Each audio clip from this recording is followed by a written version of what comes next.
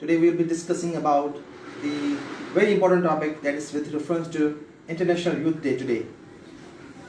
As you know, in the global village, and especially with reference to Pakistan, the population portion of youth is in majority.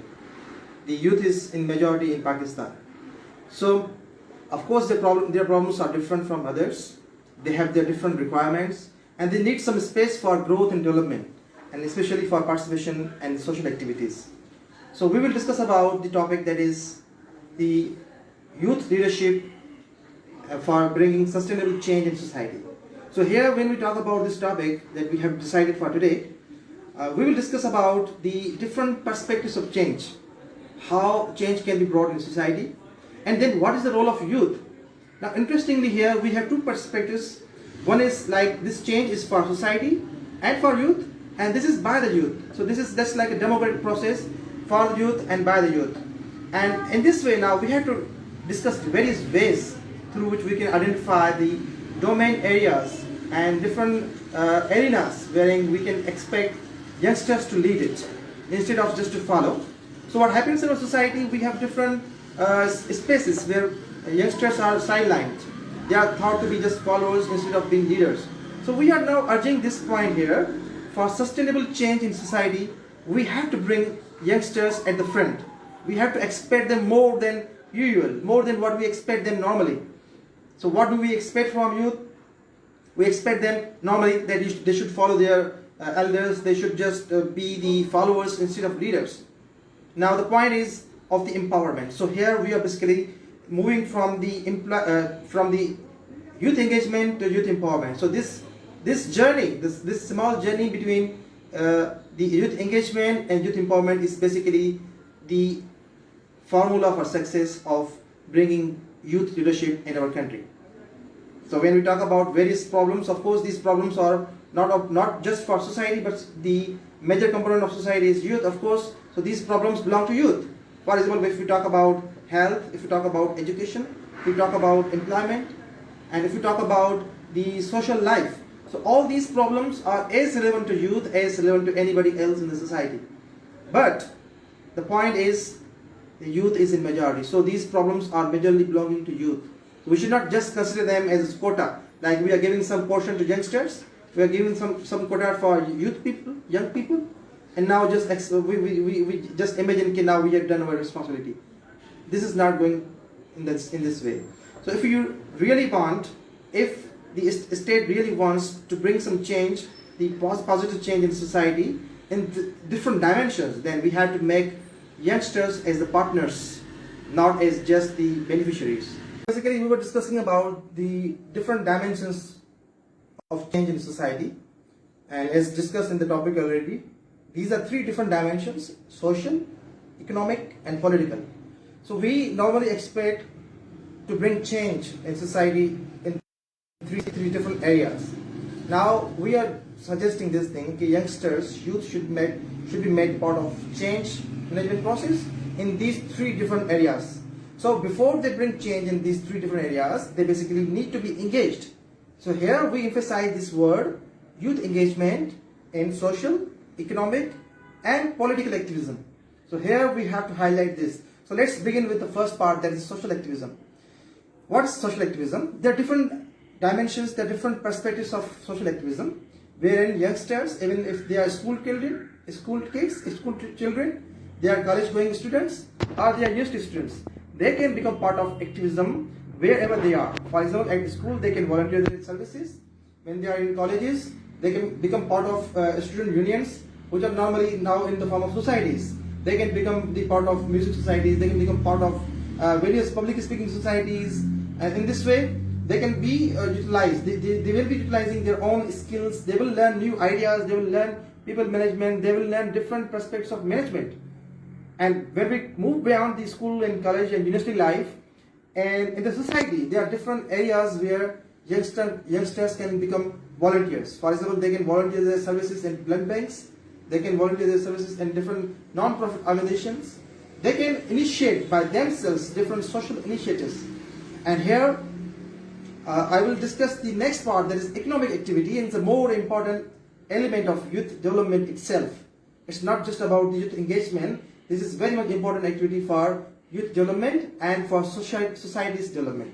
So economic activity, if this is missed, then we have resources, then we have to basically utilize the resources available. And the most important resources basically are the youngsters by themselves. So now what we have to do, we have to give them ideas, we have to give them entrepreneurial mindset at universities and colleges, wherein they should not just rely on the jobs and the job market. They should become their own bosses, and they should bring some change in the economic cycle of the society. Now, as I said, we can merge two different dimensions of change, the social dimension and the economic dimension. And we can have a mixture of social entrepreneurship, a very interesting, very useful and sustainable idea of social development, wherein we are basically working for the society's development and we are utilizing the society's resources, the youngsters. So in this way, we have both perspectives. On the one side, we are engaging the people, we are engaging the youngsters who are in the majority. They will be occupied, they will be utilizing their skills, they will be having experiences. The more important thing, they will gain experiences. And simultaneously, they will earn something for themselves as a living, maybe as an earning for them. And meanwhile, they will contribute something for society's development from social perspective. It's not just economic perspective, because now we have merger of both the economy and the society, economic and societal perspective. Now this is a mixture of these both elements and makes the social entrepreneurship. So social entrepreneurship, the different ideas wherein youngsters can bring out the different problems in society, whether it's about the cleanliness, whether it's about health, whether it's about the peace and prosperity, whether it's about pure drinking water, whether it's about the more school education. Maybe we have to bring to school the students who are out of school. So education, health, social activities, maybe lifestyle activities, different mobilization, social mobilization activities can be part of social entrepreneurship. So in this way, this is the idea wherein we can encourage youngsters to come forward and identify the solutions and provide solution by identify the problems and bring solution by themselves. So this is like making them leaders. So in this way, they are not looking forward to certain NGOs, they are not looking forward to government, they are not looking forward to some other third party for bringing the prosperity in their localities, but they are becoming the entrepreneurs, they are becoming the leaders, and they are the initiators basically. So the youngsters can become change agents by being part of these economic and social entrepreneurial activities. And lastly, the main part of activism is political activism. No doubt, politics is very much important part of society. We have to survive. We have to, along with the society, like the social activism and economic activism, we cannot ignore the element of political activism and how youngsters can become part of the political activism. Right from their university life, they can become part of societies. They must be engaged in the democratic process of elections. They must know the power of voting, and this activity, this training can encourage them basically to be part of the political activities in the society. There's no harm if they become the nominees for different local body elections, or maybe they take part in the provincial and federal governments. So this is not about winning or losing, it's just being the part of this whole democratic process.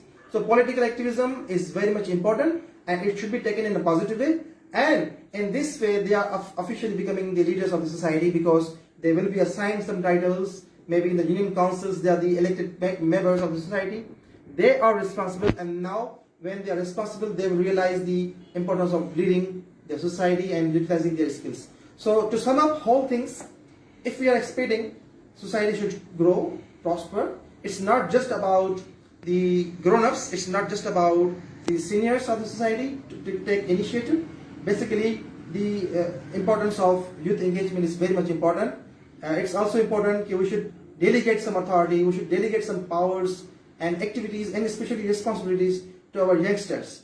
And lastly here, the responsibility lies upon the seniors, maybe seniors of the household, maybe seniors of the organizations, maybe the university professionals, the high authority and management of the university. They should identify these three things. I repeat: social activism, economic activism, and political activism. if we empower our youngsters with these three perspectives, we aware them, we give them empowerment, we give them knowledge about these three dimensions, they will ultimately become part of that, they will get interested to it, and in the real term, they will bring something back to the society. And remember, these youngsters, these youth are going to be the leaders of the tomorrow in the real sense, and they will be leading different organizations as CEOs. So they will have same sense for communities, this sense of developing something for society and being part of political activism. So on this important day of International Youth Day, we just wanted this thing important and necessary to discuss and highlight these different dimensions of change that can be possible with the help of youngsters. So very soon we will have a very interactive sessions regarding the youth engagement, youth empowerment and change and youth leadership from the platform of Think Strike, and we will bring different speakers and we will have panel discussion and fruitfully we will bring some solutions to that. So till that, stay tuned. Thank you very much.